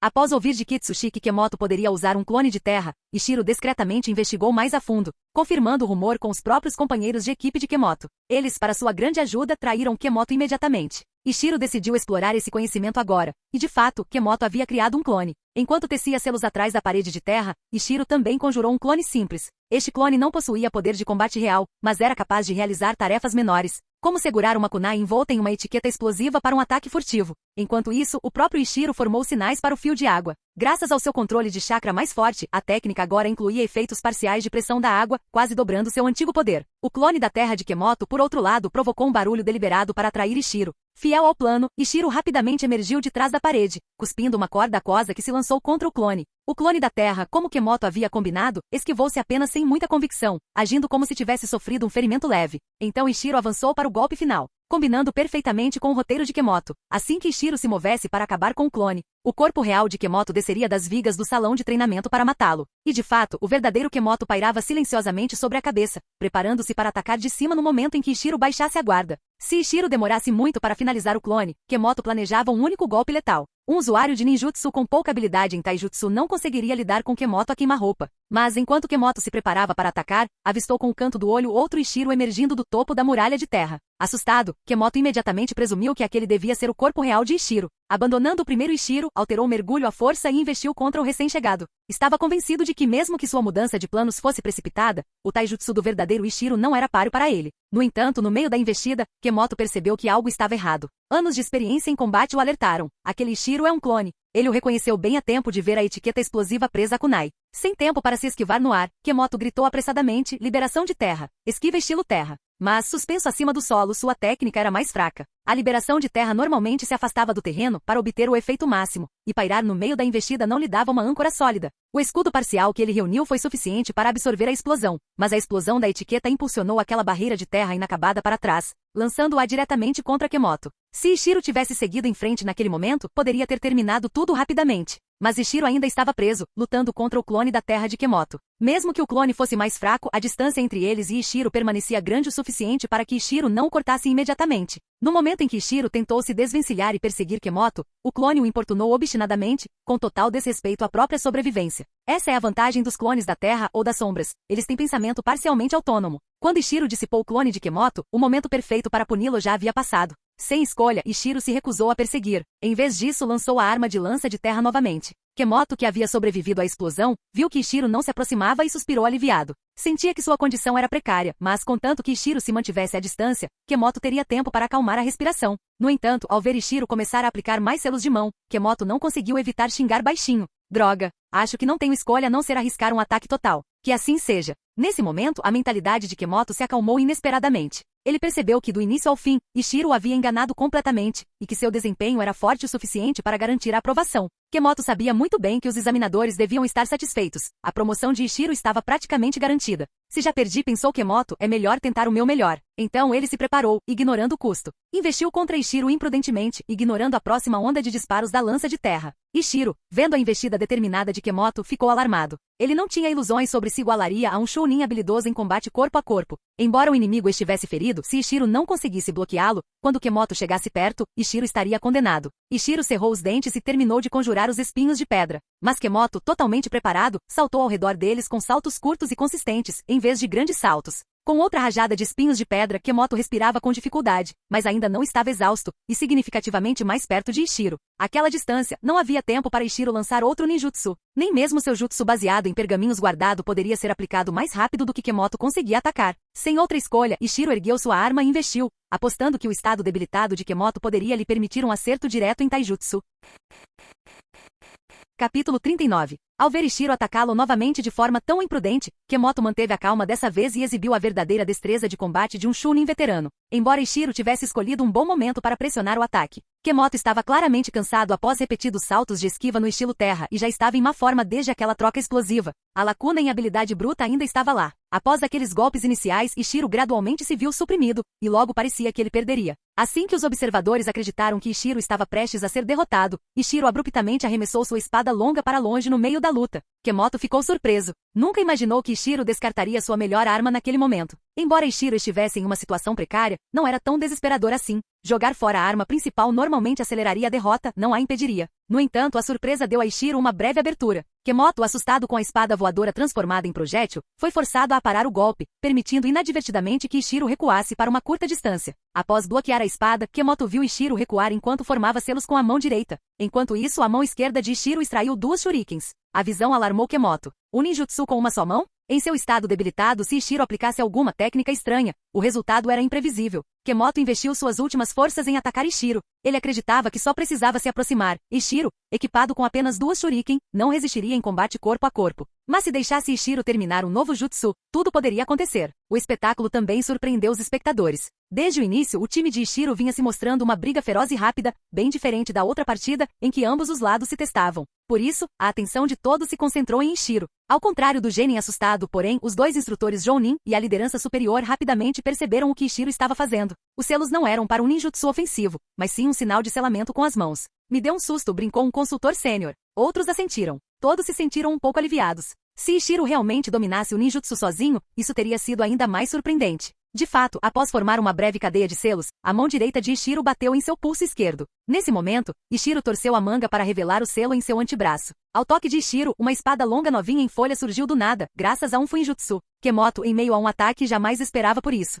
Ele presumira que Ishiro estivesse basicamente desarmado. E embora estivesse ansioso para resolver as coisas, não conseguia parar o ímpeto facilmente nem prever tal movimento. Agora, a nova espada de Ishiro era significativamente mais longa que a kunai de Kemoto. Em condições normais, Kemoto não se intimidaria, a esgrima de Ishiro não era tão boa. No entanto, seu corpo já estava no limite. Diante da espada longa brandida por Ishiro, sem tempo para se adaptar, Kemoto se preparou o melhor que pôde. Ishiro, lembrando-se do treinamento especial de Kitsushi, aproveitou essa vantagem para um combate corpo a corpo feroz. Nos últimos 3 dias, ele havia ensaiado essas sequências repetidamente, mas nunca com tanto sucesso. Porque agora a condição debilitada de Kemoto e o foco perturbado permitiam que Ishiro lançasse uma enxurrada ininterrupta de ataques. Kemoto, forçado a ficar totalmente na defensiva, não tinha chance alguma de contra-atacar. Assim que os espectadores pensaram que Ishiro poderia derrotar Kemoto com aquele ataque feroz de lâminas, Ishiro inesperadamente parou de cortar e começou a fazer selos novamente.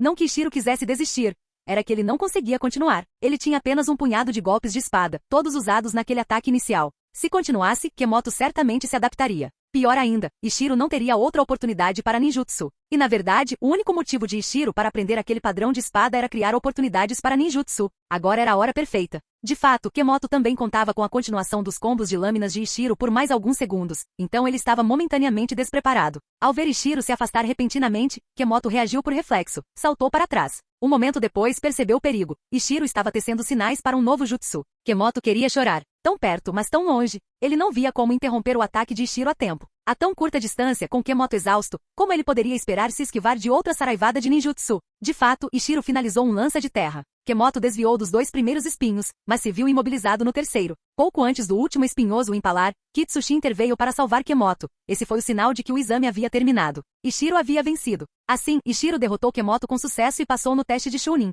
Foi uma vitória apertada, em grande parte baseada em inteligência. Para começar, Ishiro havia captado os movimentos de Kemoto com antecedência. Ele elaborou uma estratégia completa para explorá-los. Exemplo, depois que Kemoto usou a evasão estilo terra e desapareceu da linha de visão de Ishiro, Ishiro rapidamente imaginou que Kemoto poderia usar o clone da terra. Um breve ninjutsu sensorial lhe disse exatamente onde Kemoto e o clone estavam. Ishiro atraiu Kemoto para sua armadilha. Outro fator, Ishiro descobriu que Kemoto era extremamente cauteloso. Esse era o principal motivo para ele conseguir executar tantas fintas. Se Kemoto fosse um brigão imprudente, ele poderia ter pressionado Ishiro desde o início e não lhe dado espaço para lançar múltiplos jutsus. Enquanto isso, as informações de Kemoto sobre Ishiro eram incompletas. Primeiro, ele não fazia ideia de que Ishiro não conseguia usar a liberação de fogo. Isso permitia que ele simulasse a grande bola de fogo. Segundo, ele nunca suspeitou que Ishiro tivesse ninjutsu sensorial. Terceiro, ele não fazia ideia de que Ishiro era um usuário de Fuinjutsu que havia guardado uma segunda lâmina no pulso. Por fim, ele não percebeu o quanto dois companheiros de equipe inúteis o haviam entregado. Depois de usar quase 10 jutsus no total, acompanhados de intensas lutas corpo a corpo, Ishiro queimou mais da metade de suas reservas de chakra. Mas Kemoto, um lutador de taijutsu, ironicamente havia usado pouco chakra.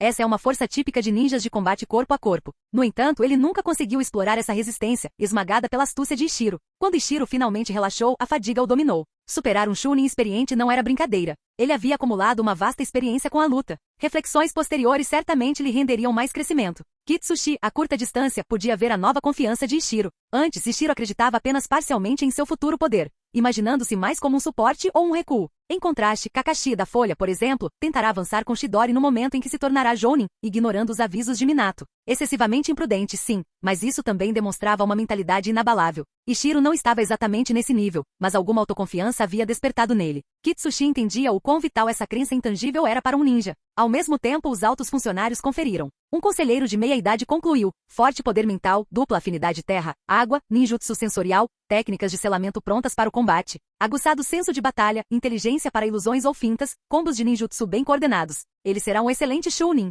Onoki e os outros concordaram com a cabeça. Quando Ishiro terminou de recuperar seus pertences, principalmente a lâmina que ele havia jogado, ele acabou carregando duas espadas, o que parecia estranho, mas ninguém que assistiu à luta achou isso estranho. Ele acompanhou Kitsushi de volta à lateral do campo, onde se juntaram ao público que assistia a outra partida em andamento. O duelo de Ishiro foi intenso desde o início, enquanto a luta de Ikura com Nagao foi mais típica, ambos usaram ninjutsu e taijutsu em igual medida, então nenhum deles tinha fraqueza ou vantagem evidente. O ritmo foi constante, o nível de habilidade mais alto e a luta muito mais longa. Ishiro observava, recuperando-se. Finalmente Ikura e Nagao concluíram a luta. Ishiro ficou surpreso ao ver quanto chakra Ikura havia gasto, facilmente 10 vezes mais do que Ishiro havia usado, culminando em um ninjutsu final de nível B que impressionou a plateia. Ishiro sentiu admiração e inveja, mas também reconheceu que era bom ter um rival para perseguir. O desempenho de Ikura foi quase impecável. Alguém do seu calibre poderia se qualificar como um Jounin especial, agora. Onoki então entregou a cada Chunin recém-promovido um colete padrão. Com grande entusiasmo, ele deu uma breve palestra sobre a vontade da pedra. Mas Ishiro se preocupava principalmente com as vantagens dos novos Chunin.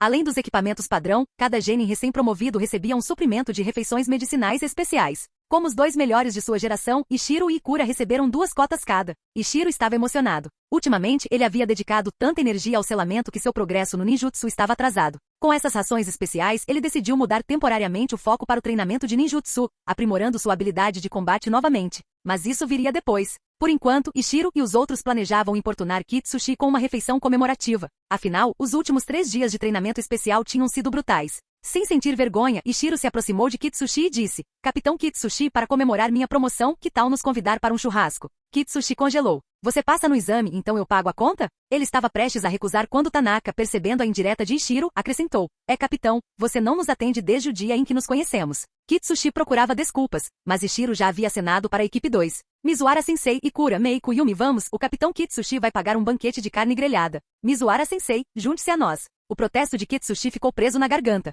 Quando foi que eu concordei? Capítulo 40. Depois que Ishiro os incentivou, os 6 do time 2 e do time 5 pediram aos seus líderes Jounin que os convidassem para uma grande refeição. O animado banquete terminou com cada um seguindo seu próprio caminho. O exame daquele dia havia esgotado Ishiro completamente, então ele tirou o resto do dia de folga. Amanhã, planejava buscar sua ração medicinal na vila e treinar ninjutsu. Como um Chunin recém-promovido, Ishiro tinha direito a uma licença prolongada, normalmente usada para aprender ninjutsu de nível C e se concentrar no aumento de poder a curto prazo. Mesmo em tempos de guerra, Iwagakure nunca cancelou essa tradição. Tanaka também precisava de um tempo de inatividade para dominar sua técnica de cintilação corporal, então a equipe 5 não tinha missões pendentes. Quando Ishiro chegou ao campo de treinamento para coletar suas rações medicinais, ele estava animado. Para esse tipo de treinamento de Chunin, a vila normalmente providenciava um Chunin sênior para auxiliar, mas o pedido de Ishiro especificava treinamento relacionado a fio de água. Shinobi com atributo água já eram raros em Iwagakure, e esse ninjutsu excêntrico em particular era ainda menos comum. Ishiro se perguntou se eles conseguiriam encontrar alguém qualificado. Ainda assim, essa não era a decisão de Ishiro. Seu objetivo não era aprender a teia da água do zero, ele já a dominava. Seu objetivo era encontrar alguém capaz de orientá-lo no aprimoramento da técnica. A compreensão de Ishiro sobre a liberação de água não era profunda. Sua vantagem residia em um controle extraordinário de chakra. Desde o momento em que começou a praticar a liberação de água, passou a ser mais uma questão de experiência guiando o entendimento do que o contrário. Ele havia despertado inicialmente o sentido da liberação de água por meio da técnica de substituição de água, e mesmo isso foi feito de forma um tanto cega. Depois, muitas rodadas de repetição levaram a uma compreensão parcial da manipulação da natureza de água, mas não foi o suficiente para que ele desenvolvesse novas técnicas. Por isso, ele precisava de um especialista, em vez de simplesmente praticar sozinho. De fato, após ingerir a refeição medicinal do dia, Ichiro esperou até que o mentor Chunin aparecesse, sem sucesso. Despreocupado, ele prosseguiu sozinho com a prática do fio de água. Anteriormente, graças ao controle aprimorado, Ichiro havia começado a comprimir a pressão da água no fio de água, mas isso ainda estava em estágio inicial. Sem conhecimento profundo da liberação de água, ele a pressurizava em excesso ou em falta. Às vezes, ele aplicava chakra demais sem nenhum efeito adicional, às vezes, de menos para ter importância. Ele passou metade do dia lá antes que alguém se aproximasse de longe. Para a surpresa de Ichiro, era um jounin, não um chunin. Evidentemente a vila não havia encontrado um professor de nível médio adequado. Ichiro tentou esconder sua empolgação, cumprimentando o recém-chegado calmamente. Como esperado, o jounin se aproximou e disse: "Você deve ser Ichiro, certo? Você é bem jovem para ser um chunin recém-promovido. Sou o jounin responsável por orientar seu treinamento do fio de água. Meu nome é Saishi." Ichiro fez uma reverência respeitosa. "Obrigado por vir, Sensei Saishi. É uma honra para mim que a vila tenha enviado um jounin para me ensinar ninjutsu." Na verdade, Ichiro sabia que tarefas de orientação não eram populares. O pagamento era mínimo, e a vila basicamente os contratava para instruir. Saishi, um sujeito tranquilo, deu uma risada sem graça. Na verdade, a vila não conseguiu encontrar um chunin adequado. Você escolheu o fio de água, que poucas pessoas aqui aprenderam. E eu mesmo não uso o fio de água. A vila me pediu principalmente para te ensinar o controle da natureza da água. Longe de decepcionado, Ichiro estava emocionado. Ótimo! Meu domínio da natureza de água é, na melhor das hipóteses, instável. Consigo lançar ninjutsu em grande parte graças ao meu controle inato de chakra. Antes de você aparecer, eu estava estressado pensando em como melhorar esse lado das coisas.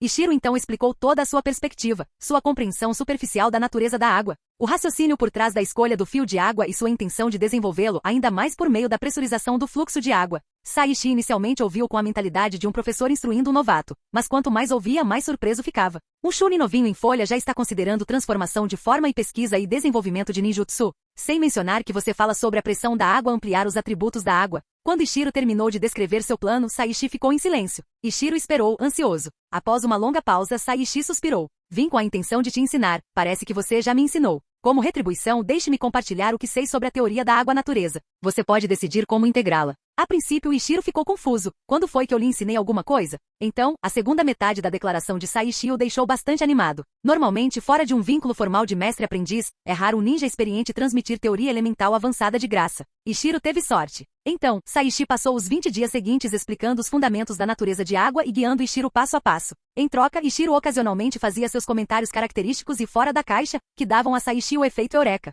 Dia após dia, a sinergia entre eles crescia. Eles não apenas trocavam insights teóricos, como Saishi também supervisionava o treinamento de Ichiro, permitindo-lhe adquirir uma compreensão profunda da manipulação da água. A maior surpresa para Ichiro foi como, em certo momento, Saishi mencionou que a liberação de água pode de fato incorporar algum poder de corte. Ele decidiu ensinar a Ichiro uma liberação de água avançada de nível B chamada onda congelante, permitindo que ele estudasse o conceito do potencial de corte da água mais profundamente. Com o formidável controle de chakra de Ichiro, somado ao breve aumento de chakra proporcionado pelas refeições medicinais, ele conseguiu executar o surto congelante pelo menos uma vez. Ele percebeu que realisticamente ainda não poderia usá-lo em batalha normal. O consumo de chakra era enorme para ele, mas parecia abrir uma porta para possibilidades futuras. Ao mesmo tempo, Ichiro também reconheceu um de seus equívocos anteriores. Ele costumava se concentrar em apenas uma propriedade da água, querendo amplificá-la.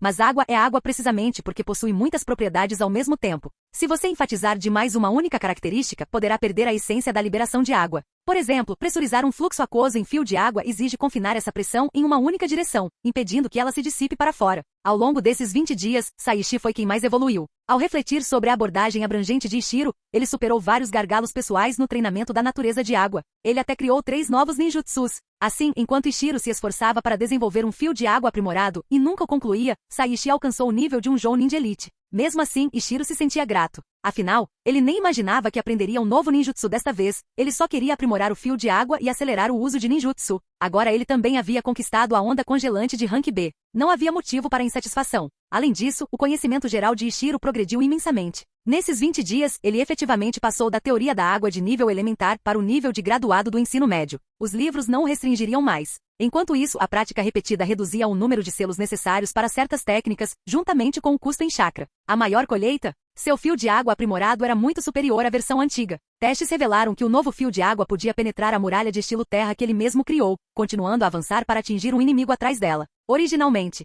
tópico de água antigo, 12 selos. 2,7 selos por segundo, menos 0,8 C chakra. Agora, se Ishiro conjurasse a antiga forma fio de água, ele precisaria de apenas 5 selos a 3,5 selos por segundo, queimando 0,6 C no total. Mas o novo fio de água aprimorado exigia 7 selos a 3,5 selos por segundo e custava 5,8 C. No final, após inúmeras tentativas, Ishiro sentiu que seu ninjutsu poderia finalmente estar pronto para o combate real. Finalmente seus 20 dias terminaram e Saishi se despediu. Ele havia avançado tanto que planejava consolidar suas novas habilidades e realizar missões para demonstrar sua força aprimorada. Ishiro estava tão grato quanto entusiasmado. Em breve sua pausa da equipe 5 terminaria e ele estaria de volta às missões. No último dia, Ishiro decidiu dar uma passada na unidade de barreira para ver como estavam os fragmentos do domínio do fogo. Ele não visitava a unidade havia mais de 20 dias e estava curioso para ver se a pesquisa e o desenvolvimento haviam dado certo. Durante o mesmo período, a unidade de barreira estava longe de ficar parada. Eles continuaram investigando os fragmentos restantes do Fuinjutsu de nível S dia e noite em turnos triplos. Embora nenhum sucesso decisivo tenha sido anunciado até o momento, o progresso superou em muito as expectativas de todos. Meses antes, a vila havia discutido o plano de coletar ideias aleatórias de crianças da academia, que se mostrou ineficaz. Em vez disso, dissecar o domínio do fogo havia impulsionado uma onda após a outra de novas teorias. Enquanto isso, o domínio de Iva sobre Fuinjutsu já estava em ascensão após a obtenção dos pergaminhos Uzumaki. Agora, com o impulso da análise daqueles fragmentos de nível S, eles alcançaram novos patamares. Especialistas de nível B ascenderam ao nível às dezenas. Até mesmo os altos escalões perderam a noção de quantos atingiram esse patamar. O retorno de Ishiro foi recebido com entusiasmo. Inúmeros colegas, novos e antigos, competiram para compartilhar com ele as últimas descobertas do projeto. Depois de ouvi-los, Ishiro sentiu-se sobrecarregado. Tantas pistas não testadas haviam se multiplicado. Ele imaginara que após semanas de experimentos, haveria menos coisas para tentar, mas, ironicamente, o número de propostas havia explodido. Cada experimento desencadeava dezenas de novas faíscas na mente dos pesquisadores. Ouvindo tudo isso, Ishiro percebeu que não conseguiria ler nem um décimo dos novos dados de uma só vez. De fato, o tempo parecia longe de ser suficiente. Fim do vídeo. Para acesso antecipado à continuação dos vídeos, ou para incentivar o canal, vire membro. Muito obrigado.